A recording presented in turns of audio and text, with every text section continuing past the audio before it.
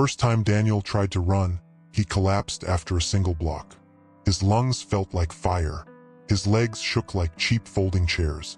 And as he bent over, gasping for air on the cracked sidewalk, a group of teenagers walked past and laughed. One of them said just loud enough, "Man, that dude is done." Daniel went home that night thinking maybe they were right.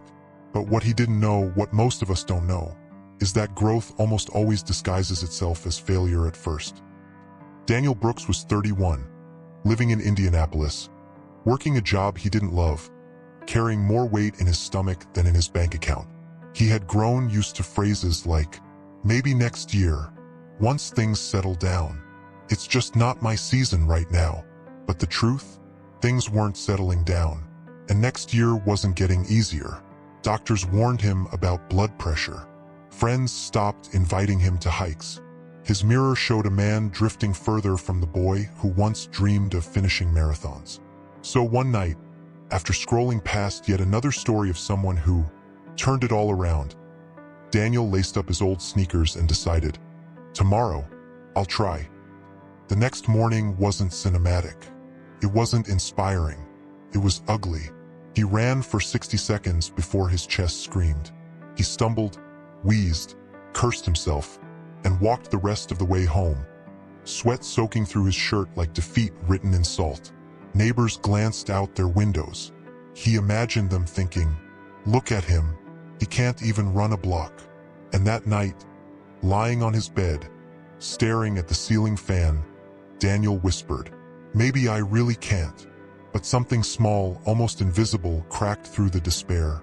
"You failed today, yes, but didn't you run further than yesterday?" That thought haunted him, because he realized what looked like failure was actually a measurement of growth.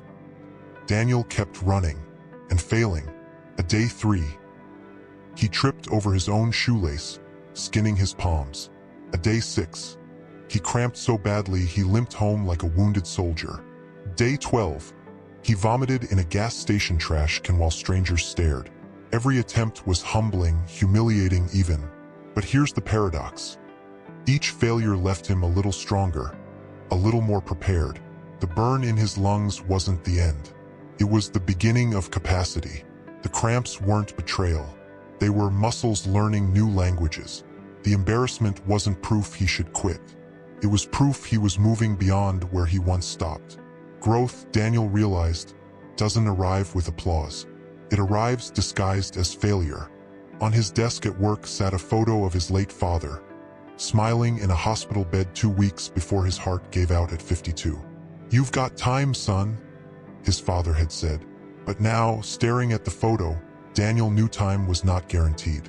Every block he failed to run wasn't just about his lungs. It was about rewriting the story before it ended the same way. 3 weeks in, Daniel ran his first mile without stopping. No one cheered, no medals, no headlines, just him, the night air, and the shocking realization. I didn't stop. The next week, he managed 1.5 miles, then 2, then 2.5. Still slow, still clumsy, still looking nothing like the Instagram runners he compared himself to. But he started keeping a journal, and in it he wrote, Day 1, failure. Couldn't finish a block. Day 21, success. 1 mile without stopping. When he read it back, he laughed, because what had once felt like humiliation now looked like evidence of transformation. But growth is never linear. By week 6, his shin splints screamed. He skipped runs. Skipped 2, then 3. The voice returned. You see? This was all just failure pretending to be progress. One night, Daniel nearly threw his shoes in the trash.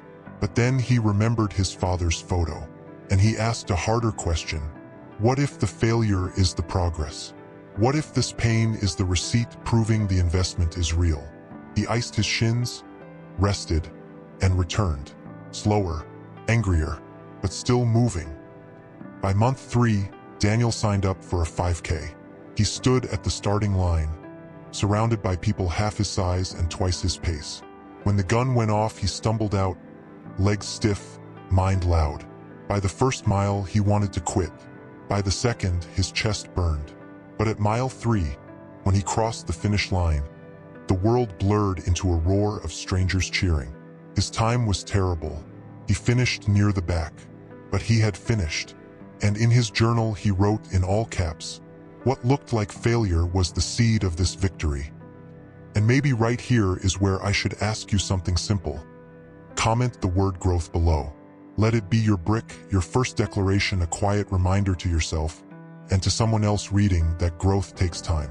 Then keep listening, because Daniel's story is about you too. Daniel didn't stop there. By the next year, he ran a half marathon.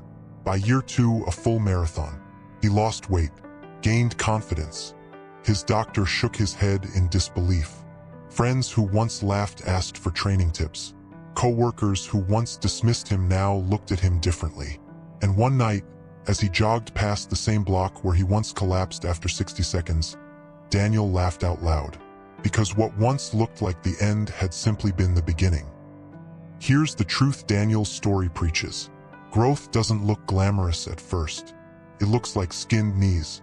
It looks like gasping lungs. It looks like rejection letters, failed startups, broken relationships, lost confidence. Failure isn't the opposite of growth. Failure is the costume growth wears until you've walked far enough to recognize it. So the question isn't whether you've failed. The question is, what is that failure growing in you right now? So maybe today you're staring at your own version of Daniel's first block. Maybe it's a business plan that flopped, or a class you failed, or a relationship that fell apart. Feels like failure, but maybe, just maybe, it's growth disguised. Because the day Daniel stopped interpreting failure as the end and started treating it as the seed of progress was the day his life changed. And maybe it's your day too. If the story spoke to you, comment growth below. Let's see how many of us are ready to begin. Hit like, subscribe for a new motivational story every day, and share this with someone who needs to hear it. Together, we're building more than stories. We're building lives.